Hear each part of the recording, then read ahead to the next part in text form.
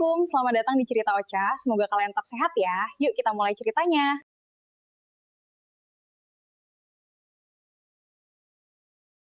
Jauh sebelum nama, Papua, tertulis dalam peta dunia, dan sebelum manusia pertama menginjakan kaki di pulau yang kini dikenal sebagai ujung timur Indonesia itu, alam telah lebih dulu menuliskan kisahnya dalam bahasa bebatuan, air, dan langit. Pulau ini bukan terbentuk dari kehendak biasa, melainkan dari pertarungan dahsyat dua lempeng bumi, lempeng Indo-Australia dan lempeng Pasifik.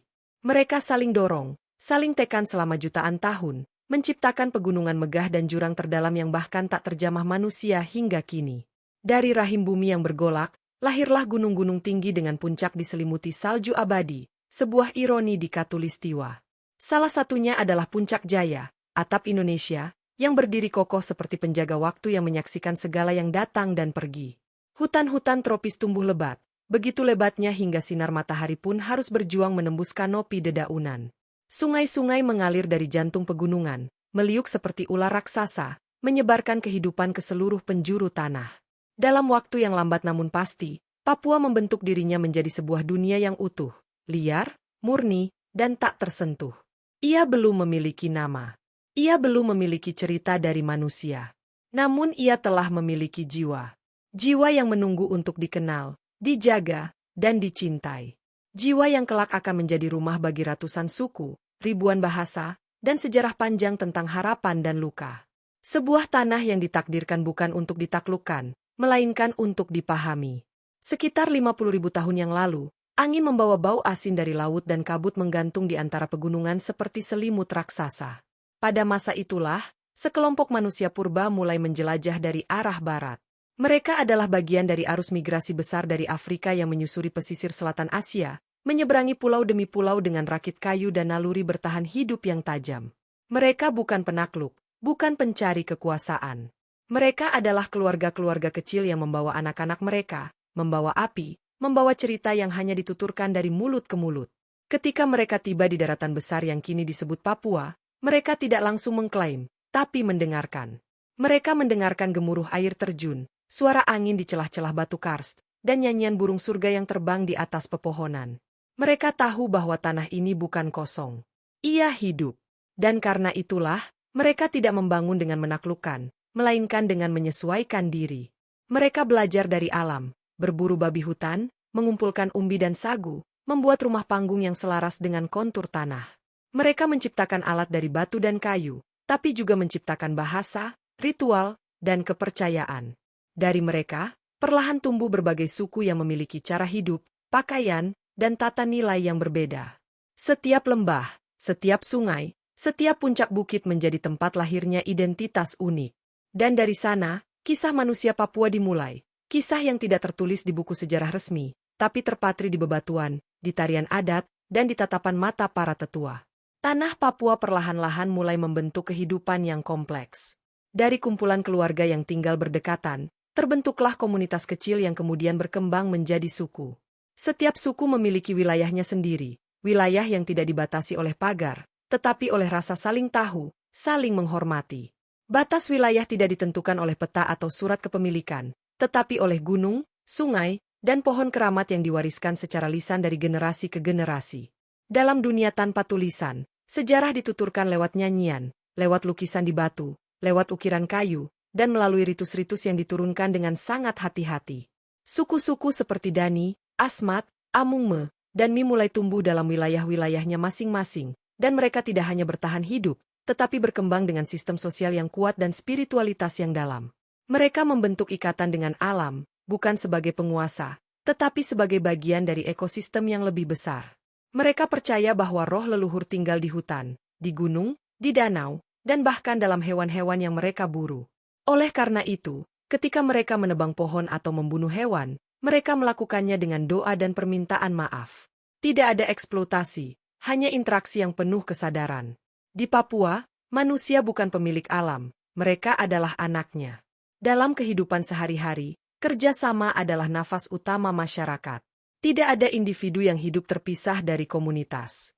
Semua hal dilakukan secara kolektif, dari membangun rumah honai, menanam ubi, sampai mengadakan upacara adat.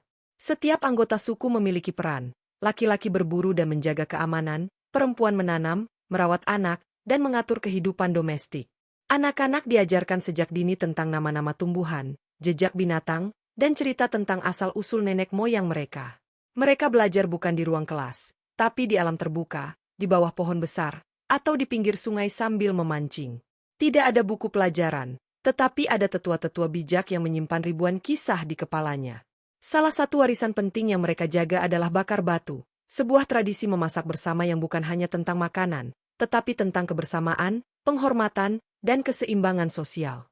Setiap kali bakar batu dilakukan, itu adalah waktu untuk menyatukan semua lapisan masyarakat, menyelesaikan konflik, dan mempererat silaturahmi. Tradisi-tradisi ini mengajarkan satu nilai penting, bahwa manusia harus hidup berdampingan, dengan sesama, dengan alam, dan dengan roh leluhur. Papua saat itu adalah dunia yang nyaris utuh, sebuah peradaban yang berdiri sendiri, jauh dari intervensi luar. Namun seiring berjalannya waktu, angin dari lautan mulai membawa bisikan-bisikan asing. Di pesisir utara, kapal-kapal mulai berlabuh. Awalnya hanya perahu-perahu kecil pemburu ikan atau pengumpul rempah. Tapi lambat laun, datang pula para pedagang dari negeri seberang, dari Maluku, dari Ternate, dari Makassar. Mereka membawa barang-barang asing, kain tenun halus, logam, manik-manik, bahkan senjata. Sebagai gantinya, mereka meminta burung cendrawasih, hasil hutan, dan kadang tenaga manusia. Interaksi ini bukan hanya pertukaran barang, tetapi juga pertukaran budaya, bahasa, dan nilai. Beberapa suku mulai mengenal benda-benda baru dan gaya hidup baru. Di beberapa daerah pesisir, struktur sosial mulai berubah. Namun di pedalaman, kehidupan tetap seperti sedia kala, tertutup dan menjaga jarak dari hal-hal yang mereka anggap bisa merusak keseimbangan. Orang Papua menyambut tamu dengan hati-hati, karena mereka tahu bahwa tidak semua yang datang dari luar membawa berkah. Dan dalam keheningan hutan dan kemegahan gunung, mereka mulai bertanya, siapa mereka yang datang dengan cara hidup berbeda ini? Apa yang mereka cari? Dan apakah mereka akan pergi seperti angin, atau menetap seperti batu? Nama, Papua, tidak berasal dari lidah orang Papua sendiri. Ia datang dari luar, dari bangsa-bangsa yang berlayar jauh mencari kekayaan dan kejayaan. Ada banyak versi tentang asal mula nama itu. Di antara para pedagang dan penguasa dari Maluku, khususnya kerajaan Tidore yang sempat mengklaim pengaruh sampai pesisir barat Papua, muncul istilah Papua, yang dalam konteks waktu itu berarti tidak bersatu, atau beragam, mengacu pada banyaknya suku dan bahasa yang berbeda-beda di wilayah itu. Lalu datang bangsa Portugis pada abad ke-16, dan melihat wajah-wajah hitam legam dengan rambut keriting di pesisir utara. Mereka menyebut daerah itu sebagai Nova Guinea karena mengingatkan mereka pada Guinea di Afrika. Dari sinilah kemudian istilah Papua mengendap dalam bahasa Eropa, dipakai dalam peta dan dokumen, hingga melekat dalam sejarah modern. Bagi orang Papua sendiri, nama itu adalah cermin dari bagaimana dunia luar melihat mereka, bukan dari dalam, bukan dari hati, tetapi dari kesan luar. Namun seiring waktu, nama Papua pun diterima sebagai bagian dari identitas. Mereka mulai mengukir makna baru dari kata itu, bukan sekadar label kolonial, tetapi lambang perlawanan, keberadaan, dan kebanggaan. Karena tak peduli apapun nama yang dilekatkan, tanah ini tetap rumah, dan mereka tetap pemilik sah yang hidup bersama alam sejak zaman yang terlupa. Ketika Belanda akhirnya tiba dan menancapkan kukunya di wilayah Papua pada abad ke-19, mereka datang bukan dengan senjata terlebih dahulu, tetapi dengan peta dan rencana. Mereka melihat Papua sebagai perbatasan terakhir dari kekuasaan kolonial Hindia Belanda. Tanah ini liar, belum dieksplorasi, dan dianggap penuh potensi. Maka para misionaris dan pegawai kolonial mulai dikirim. Mereka membangun pos-pos pemerintahan di sepanjang pesisir, di Merauke, Fak-Fak, dan Manokwari. Sekolah-sekolah dan gereja mulai dibangun. Bahasa Belanda diperkenalkan, sistem administrasi diperkenalkan, dan anak-anak Papua yang dulu belajar di bawah pohon mulai mengenal dunia luar melalui buku-buku yang ditulis dalam bahasa asing. Dalam proses itu, banyak orang Papua mulai bergulat dengan identitas baru, antara tradisi adat yang telah mengakar selama ribuan tahun dan sistem barat yang menjanjikan pengetahuan dan kemajuan. Tak sedikit pula yang menyambut baik kehadiran pendidikan dan kesehatan, tetapi ada juga yang merasa bahwa sesuatu dari dalam diri mereka sedang perlahan diambil. Dalam setiap gereja yang dibangun, dalam setiap sekolah yang dibuka, ada harapan sekaligus kehilangan. Dan tanah Papua, yang dulu hanya berbicara dengan angin dan hujan, kini harus berbicara dengan hukum dan sistem dari negeri yang jauh. Perlahan tapi pasti, Papua menjadi ladang eksperimen politik kolonial. Belanda mulai merancang wilayah ini sebagai koloni yang terpisah dari Indonesia. Ketika kemerdekaan Indonesia diproklamasikan tahun 1945, Belanda bersikeras bahwa Papua tidak termasuk. Mereka berdalih bahwa Papua berbeda secara ras, budaya, dan sejarah. Dan memang benar, wajah orang Papua berbeda, bahasa mereka berbeda, cara hidup mereka tidak sama dengan Jawa, Sumatera, atau Bali. Namun dalih itu juga menyimpan ambisi geopolitik dan ekonomi. Papua kaya, dan Belanda tidak ingin kehilangan semuanya sekaligus. Maka dimulailah babak panjang tarik-menarik antara Belanda, Indonesia, dan dunia internasional. Di Papua sendiri, masyarakat terbelah. Sebagian merasa bahwa mereka adalah bagian dari tanah ini dan tak mau dipolitisasi. Sebagian mulai berharap bisa membentuk identitas bangsa sendiri. Dan sebagian lagi melihat peluang untuk bergabung dengan saudara-saudara mereka di Indonesia, yang sama-sama pernah dijajah dan sama-sama bermimpi tentang kemerdekaan. Dalam kabut kebingungan ini, banyak masyarakat akar rumput hanya bisa bertanya, siapa sebenarnya yang peduli pada kami? Siapa yang benar-benar datang untuk mendengar, bukan hanya untuk mengatur? Tahun 1961, Dewan Nugini dibentuk oleh Belanda sebagai cikal bakal pemerintahan lokal Papua. Sebuah bendera diciptakan, bintang kejora, dan lagu kebangsaan dikumandangkan. Untuk pertama kalinya, sebagian rakyat Papua merasakan bahwa mungkin mereka bisa berdiri sendiri, sebagai bangsa yang merdeka, setara dengan bangsa lain. Tapi masa bulan madu itu tidak berlangsung lama. Di balik layar, tekanan politik global semakin memanas. Amerika Serikat, yang khawatir konflik antara Indonesia dan Belanda akan dimanfaatkan oleh Blok Timur, Uni Soviet, mendesak agar penyelesaian damai dicapai. Maka lahirlah New York Agreement tahun 1962, yang memutuskan bahwa Papua akan diserahkan kepada Indonesia dengan syarat diadakannya penentuan pendapat rakyat, PEPRA. Tapi proses itu tidak berjalan seperti yang dijanjikan. Hanya sekitar 1.000 orang yang dipilih sebagai wakil rakyat dari jutaan penduduk Papua, dan di bawah tekanan, mereka menyatakan setuju untuk bergabung dengan Indonesia. Dunia mencatatnya, Indonesia merayakannya, tapi banyak orang Papua merasa dicurangi. Di balik sorak-sorai politik, sebuah luka lahir, luka yang tak berdarah, tapi tak kunjung sembuh. Dan dari luka itu, tumbuh benih-benih perlawanan yang hingga kini belum benar-benar padam. Pasca integrasi, Papua masuk ke dalam lembaran baru sejarah Indonesia.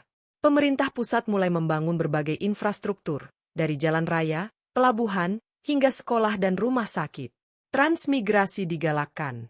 Ribuan keluarga dari Jawa, Sulawesi, dan lainnya dikirim ke tanah Papua dengan harapan bisa meningkatkan pemerataan ekonomi dan pertumbuhan. Tapi kenyataan di lapangan berkata lain. Di banyak tempat, masyarakat asli Papua merasa tersisih. Mereka tidak hanya kalah bersaing secara ekonomi dan pendidikan, tetapi juga secara sosial dan budaya. Ladang mereka dijadikan proyek, tanah adat mereka diubah menjadi konsesi tambang. Anak-anak mereka diajarkan sejarah nasional, tapi tidak sejarah sukunya sendiri. Mereka dipaksa memahami konsep negara, tapi kehilangan cerita nenek moyang. Dan di tengah arus besar pembangunan dan modernisasi, masyarakat Papua bertanya-tanya, apakah kami benar-benar menjadi bagian dari Indonesia, ataukah kami hanya menjadi halaman belakang dari negeri yang luas ini? Di balik semangat pembangunan yang gencar dicanangkan pemerintah pusat, di balik laporan-laporan yang mencatat pertumbuhan ekonomi Papua, ada cerita-cerita kecil yang tak pernah masuk dalam berita utama. Cerita tentang seorang bapak tua di pedalaman Yahukimo yang tak lagi mengenali batas tanah warisan leluhurnya, karena garis-garis cadas yang ditarik oleh alat ukur proyek. Cerita tentang seorang ibu di Nabire yang bertanya kenapa anaknya harus belajar lagu nasional, dan tak tahu satupun lagu adat yang dulu ia nyanyikan saat mengayun bayinya. Cerita tentang anak muda di Timika yang lebih mahir mengisi formulir berbahasa Indonesia tapi tak tahu bagaimana menyapa leluhur dalam bahasa sukunya sendiri. Dalam diam, identitas orang Papua mulai digerus bukan oleh kekerasan yang kasar, tetapi oleh sistem yang perlahan mengubah cara mereka melihat diri sendiri. Sekolah-sekolah mengajarkan sejarah dari sudut pandang negara, bukan dari cerita-cerita nenek mereka. Televisi menampilkan citra Indonesia sebagai satu wajah yang seragam, dan dalam citra itu, wajah Papua seringkali absen atau hanya muncul dalam bentuk eksotisme, tarian, lukisan wajah, dan suara tifa, tanpa memahami makna mendalam di baliknya. Maka, rasa menjadi bagian dari bangsa pun tidak tumbuh dari kedekatan, tapi dari keharusan. Dan ketika orang dituntut untuk mencintai sesuatu yang tak pernah memberinya ruang, maka luka akan mulai tumbuh, diam-diam, dalam-dalam, dan lama-lama membentuk dinding antara kita dan mereka yang semestinya tidak perlu ada. Konflik pun tak bisa dihindari. Ia hadir bukan karena orang Papua membenci Indonesia, melainkan karena mereka merasa tidak benar-benar diterima sebagai Indonesia. Mereka merasa diajak masuk rumah besar bernama Republik, tapi hanya boleh duduk di teras, tak diizinkan masuk ke ruang tamu. Dalam relasi yang timpang itu, ketidakadilan melahirkan kemarahan, dan kemarahan melahirkan perlawanan. Di banyak daerah, gerakan-gerakan sipil mulai muncul. Beberapa bersuara lewat organisasi mahasiswa, lainnya melalui komunitas adat, seni, dan musik. Namun ketika suara-suara itu tak didengar, ketika ruang dialog ditutup, sebagian memilih jalan yang lebih keras. Mereka turun ke jalan, membawa poster, menyanyikan lagu tentang tanah yang dirampas dan budaya yang dilupakan. Namun banyak dari mereka yang kemudian ditangkap, dibungkam, atau bahkan tak kembali. Stigma pun dilekatkan, separatis, pemberontak, ancaman keamanan. Kata-kata itu dilemparkan begitu mudah, tanpa pernah menanyakan apa yang sebenarnya ingin mereka sampaikan. Padahal banyak di antara mereka bukan ingin memisahkan diri, tapi ingin didengarkan, dihormati, dan dihargai sebagai manusia seutuhnya. Di sisi lain, masyarakat sipil Papua pun hidup dalam ketegangan. Di satu sisi ingin tetap damai, di sisi lain tidak tahan melihat tanah leluhur dirampas, hutan dibabat, sungai dicemari oleh limbah industri. Mereka tidak punya tempat untuk mengadu, karena suara mereka terlalu kecil untuk menembus tembok birokrasi. Maka mereka kembali kepada akar mereka, kepada alam, kepada lagu-lagu lama, kepada tarian-tarian ritual yang dilakukan dalam lingkaran kecil. Dalam setiap hentakan kaki di atas tanah, mereka berkata, "Kami masih ada.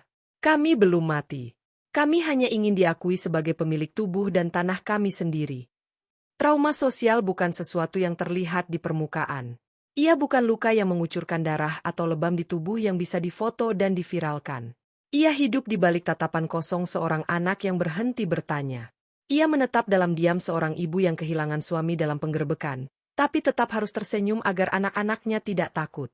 Trauma di Papua memiliki wajah yang banyak, dan semuanya bermuara pada satu hal, kehilangan kendali atas hidup mereka sendiri. Di banyak desa, ketakutan menjadi kebiasaan. Ketika helikopter militer melintas, anak-anak berlari ke dalam Honai, bukan karena mereka tahu apa itu konflik, tapi karena mereka telah mewarisi ketakutan dari orang tua mereka.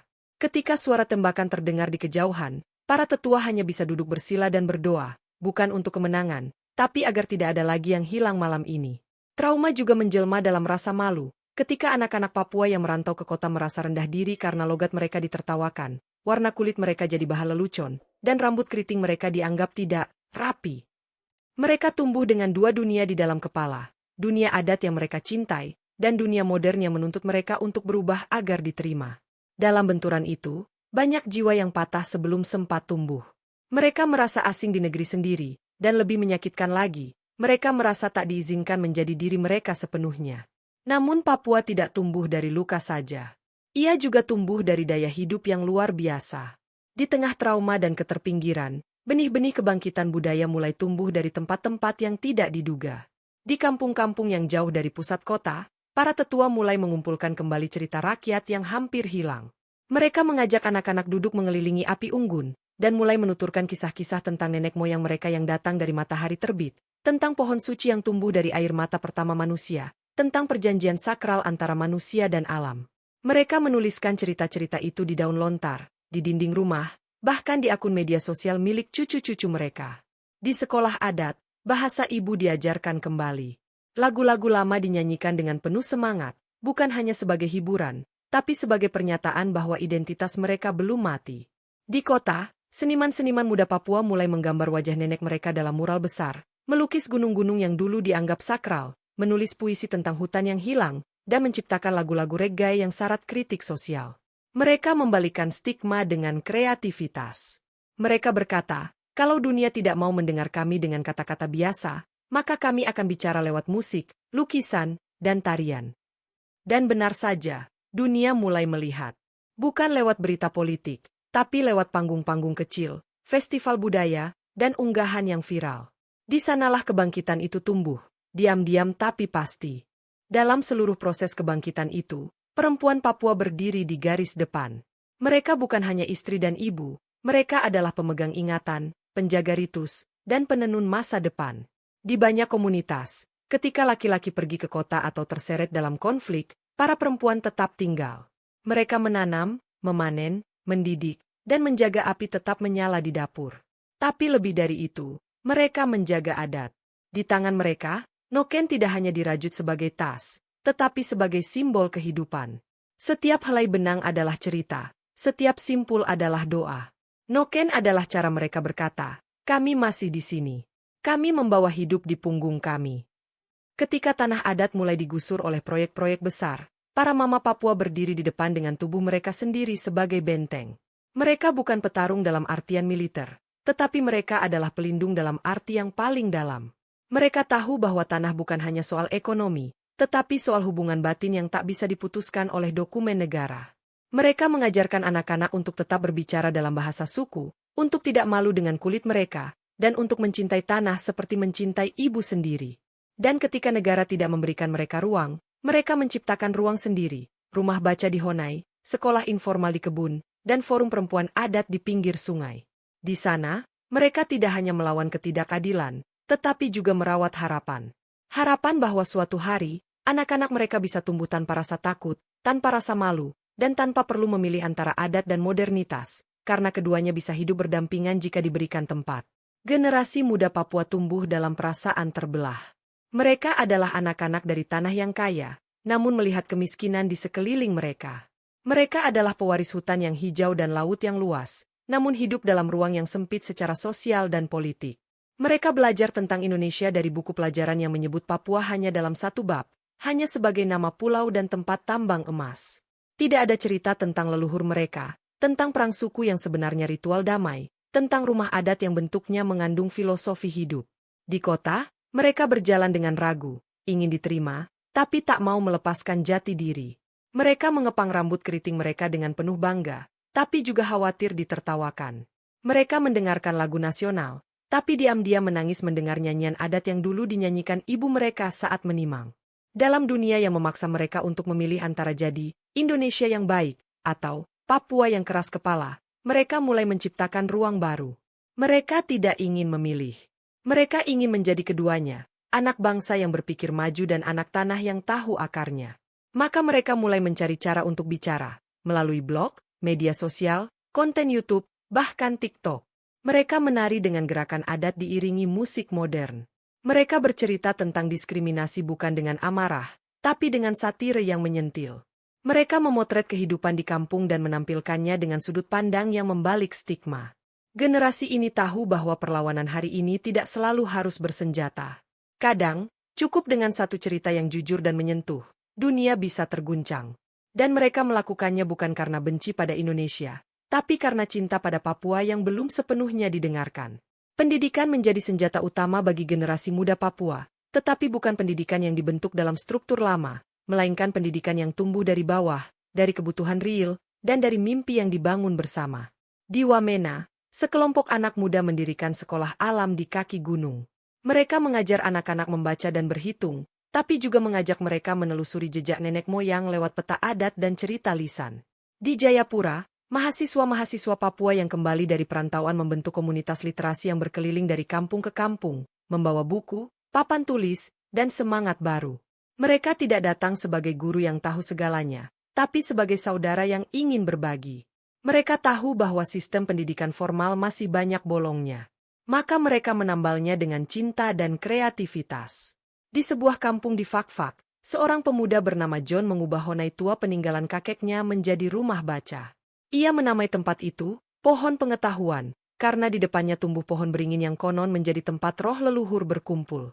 Anak-anak datang bukan hanya untuk belajar alfabet dan angka, tapi juga untuk mendengarkan cerita tentang asal-usul mereka. Mereka belajar bukan hanya cara hidup modern, tapi juga cara hidup yang manusiawi. Dalam rumah baca itu, tak ada nilai ujian. Yang ada hanya pertanyaan, apa yang bisa kamu berikan untuk kampungmu?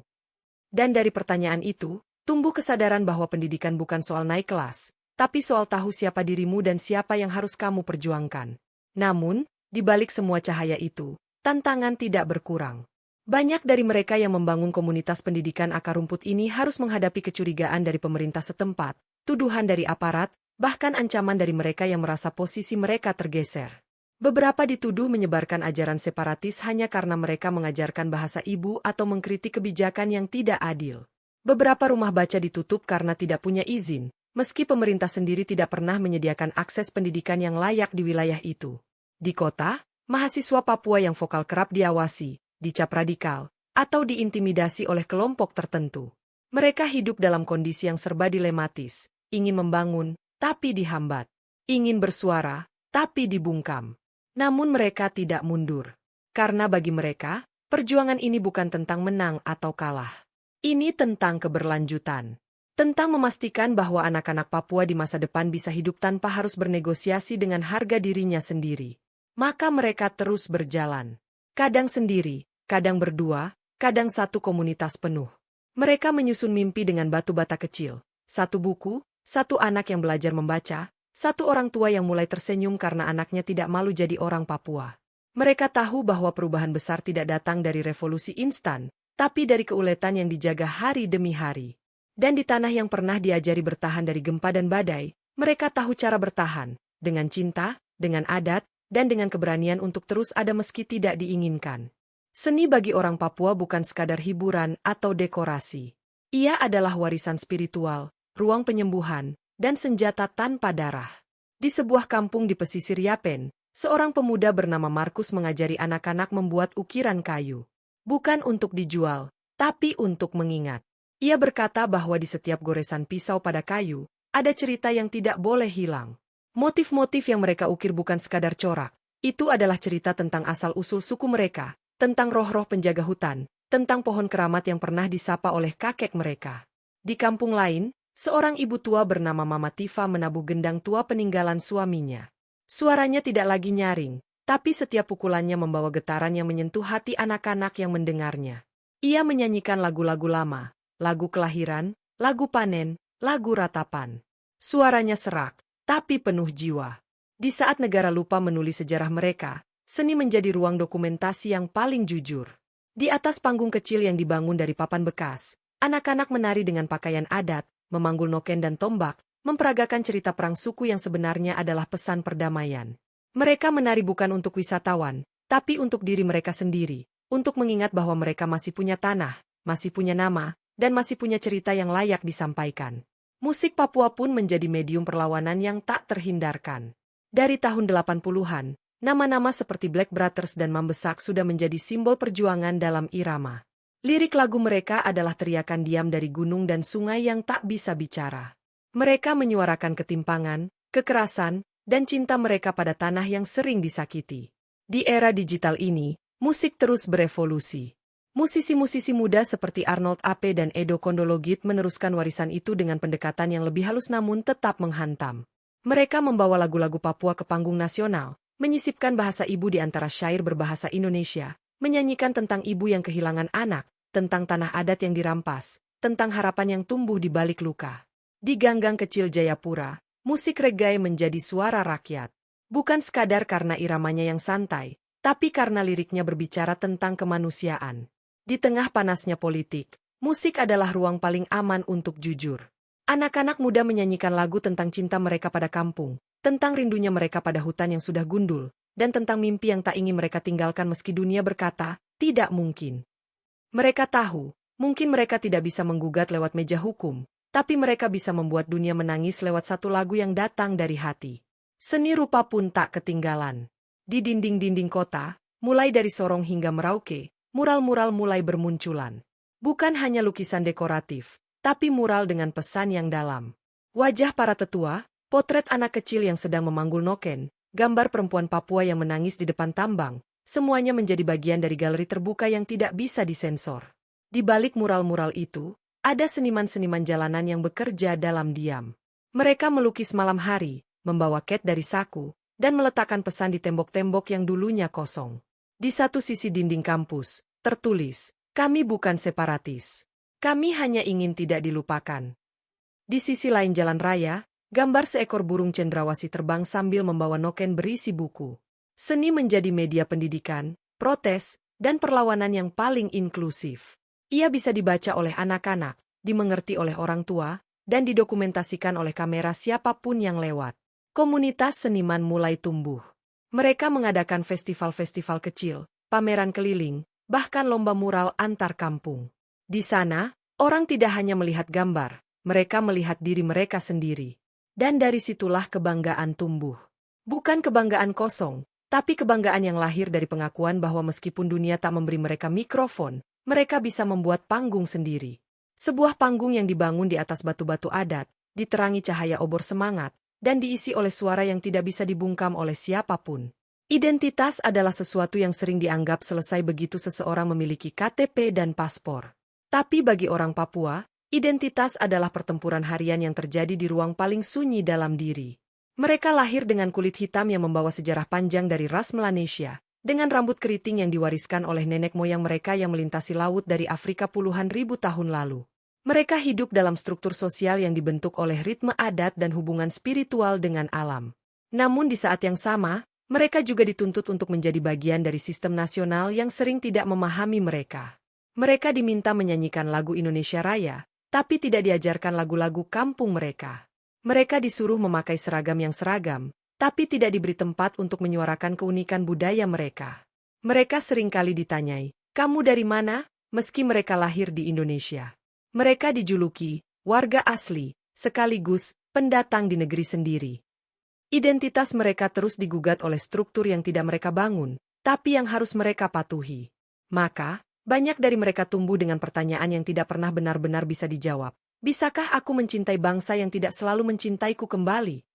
Dan dalam pertanyaan itu, muncul rasa sepi yang dalam, sepi yang tidak diisi oleh janji pembangunan atau seremonial politik, tetapi hanya bisa dipeluk oleh pengakuan dan pemahaman yang tulus. Namun dalam sepi itu, orang Papua tidak menyerah. Mereka tahu bahwa identitas bukan sesuatu yang diberikan dari luar, tapi sesuatu yang dibentuk dari dalam. Maka mereka mulai menata ulang narasi tentang siapa mereka. Di ruang-ruang diskusi komunitas, di podcast-podcast buatan sendiri, di video-video pendek yang mereka unggah ke media sosial, mereka menuliskan ulang sejarah mereka.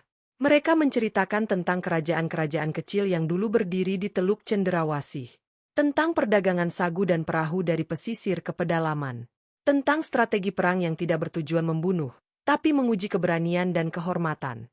Mereka menolak disebut terbelakang, karena tahu bahwa ukuran kemajuan bukan hanya gedung tinggi atau angka ekonomi.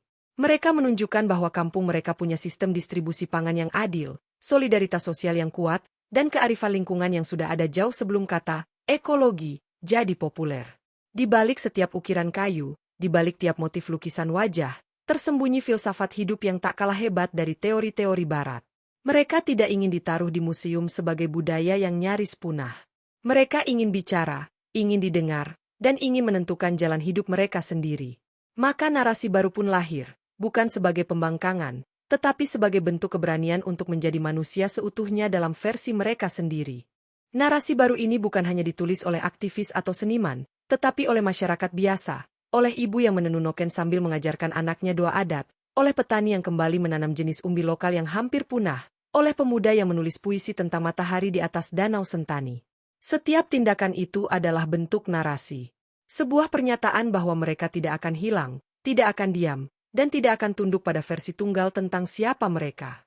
Dan mereka melakukannya bukan untuk melawan bangsa ini, tapi untuk memperkaya maknanya.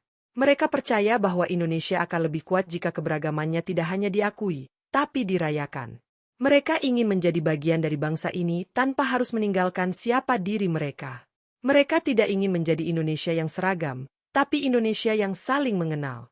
Dalam setiap tarikan napas, dalam setiap langkah kaki di tanah merah, dalam setiap lagu yang dinyanyikan di balik gunung, mereka menyusun kembali harga diri mereka, bukan dari belas kasihan, tapi dari keyakinan bahwa mereka punya tempat, punya hak, dan punya suara yang layak didengar. Dan ketika suara itu akhirnya mendapat ruang, bukan hanya Papua yang akan disembuhkan, tapi seluruh bangsa ini akan belajar bagaimana caranya benar-benar menjadi satu. Rekonsiliasi bukanlah sekadar meminta maaf atau menandatangani dokumen. Ia adalah proses panjang yang dimulai dari keberanian untuk mengakui kesalahan, kesediaan untuk mendengar luka, dan ketulusan untuk memperbaiki bukan karena tekanan, tetapi karena cinta. Di Papua, rekonsiliasi bukan hanya urusan antara rakyat dan negara, tetapi juga antara sesama anak bangsa, antara mereka yang pernah memegang senjata dan mereka yang kehilangan keluarganya, antara mereka yang datang sebagai transmigran dan mereka yang merasa tanahnya dirampas, antara mereka yang tinggal di pusat kekuasaan dan mereka yang hidup jauh di pinggir-pinggir kampung. Rekonsiliasi adalah tentang bagaimana orang Indonesia melihat Papua, bukan sebagai objek yang harus dikembangkan, tapi sebagai subjek yang punya hak untuk menyusun kehidupannya sendiri. Ini adalah tentang membongkar struktur lama yang menganggap Papua sebagai daerah khusus, seolah-olah yang istimewa hanya uangnya, padahal yang seharusnya istimewa adalah cara kita memperlakukan manusia di dalamnya. Proses ini membutuhkan keberanian dari dua sisi, keberanian Papua untuk terus percaya bahwa dialog masih mungkin, dan keberanian Indonesia untuk menanggalkan arogansi pembangunan dan belajar untuk mendampingi, bukan menggantikan. Karena sesungguhnya, membangun bukan hanya soal membuat jalan dan jembatan, tetapi juga tentang membangun ruang hati di mana orang bisa bicara tanpa takut, bisa berbeda tanpa diasingkan, dan bisa hidup tanpa terus-menerus membuktikan bahwa mereka layak. Namun rekonsiliasi sejati tidak akan mungkin tercapai jika keadilan historis tidak ditegakkan. Sejarah Papua penuh dengan peristiwa yang tidak tercatat di buku pelajaran nasional, penembakan, penghilangan paksa, pembungkaman aspirasi, dan manipulasi politik yang disamarkan dalam istilah penertiban. Di banyak lembah dan pesisir, nama-nama seperti Wasior, Paniai, Enduga, Wamena, dan Biak bukan hanya nama tempat, tetapi simbol dari trauma kolektif yang belum disembuhkan. Keluarga-keluarga masih mencari makam orang yang tak pernah pulang, ibu-ibu masih menyimpan foto anak-anak mereka yang hilang, dan banyak orang muda tumbuh dalam kemarahan yang diwariskan tanpa kata. Mereka tidak meminta dunia menunduk, mereka hanya ingin kebenaran tidak dikubur. Mereka ingin pengakuan bahwa yang terjadi bukan sekadar kesalahpahaman, tapi bentuk-bentuk pelanggaran hak asasi manusia yang nyata. Mereka ingin agar negara tidak menulis ulang cerita mereka dengan tinta kekuasaan, tetapi duduk bersama, mendengar, mencatat, dan mengajar ulang generasi mendatang bahwa sejarah bukan hanya milik pemenang. Hanya dengan keadilan seperti ini, luka bisa perlahan dijahit. Bukan untuk dilupakan, tapi untuk diubah menjadi kekuatan. Kekuatan untuk tidak mengulang, dan kekuatan untuk mencintai lebih dalam setelah tahu betapa dalamnya sakit itu. Masa depan Papua tidak akan dibangun dari janji proyek infrastruktur atau pidato politik. Ia akan lahir dari ruang-ruang kecil di kampung yang perlahan menanam kembali harapan, dari noken yang ditenun oleh mama-mama sambil mengajarkan anak-anak mereka tentang sabar dan tekun, dari rumah baca yang dibuka di pojok Honai dengan koleksi buku bekas yang dibaca seperti emas, dari festival budaya yang digelar di lapangan berumput untuk merayakan identitas yang selama ini dianggap asing. Masa depan Papua tidak akan ditentukan oleh siapa yang duduk di kursi kekuasaan, tetapi oleh siapa yang berani memeluk masa lalunya dengan jujur dan menyambut masa depan tanpa rasa takut.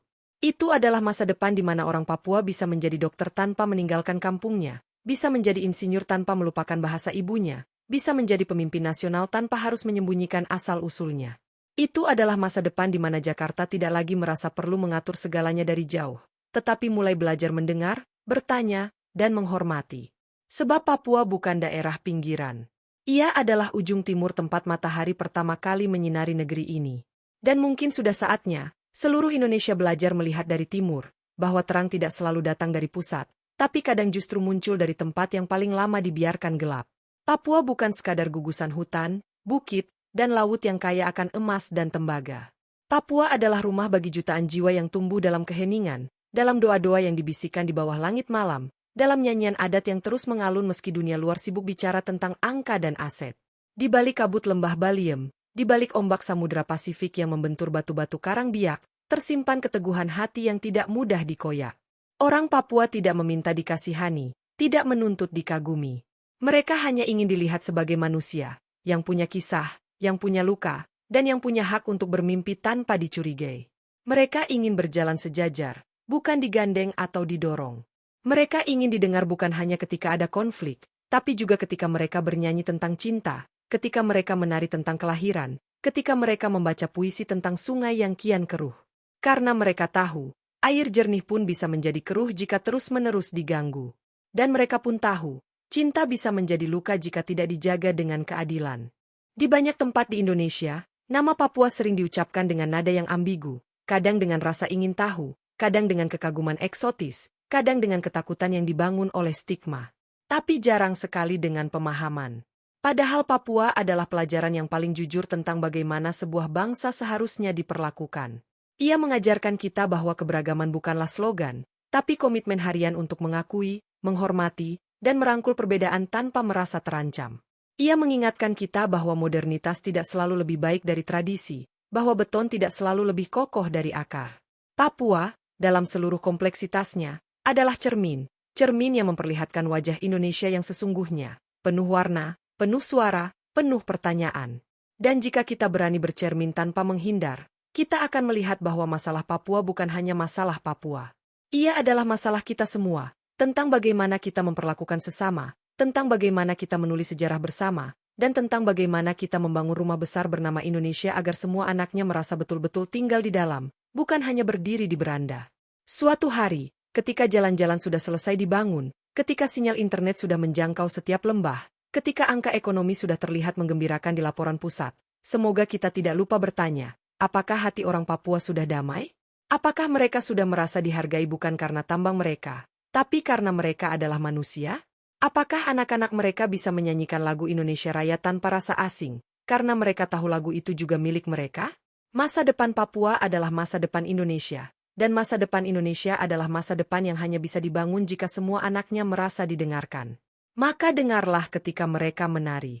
Dengarlah ketika mereka menyanyi dalam bahasa yang belum pernah kau mengerti. Dengarlah ketika mereka diam, karena di sanalah mereka bicara dengan paling keras. Papua telah terlalu lama disalahpahami. Sekarang saatnya kita belajar dari mereka tentang sabar, tentang kuat, dan tentang cinta yang tidak butuh tepuk tangan, hanya butuh tempat untuk tumbuh. Papua adalah mutiara hitam, bukan karena warnanya, tapi karena kilauannya yang tidak akan pudar meski terkubur dalam lumpur.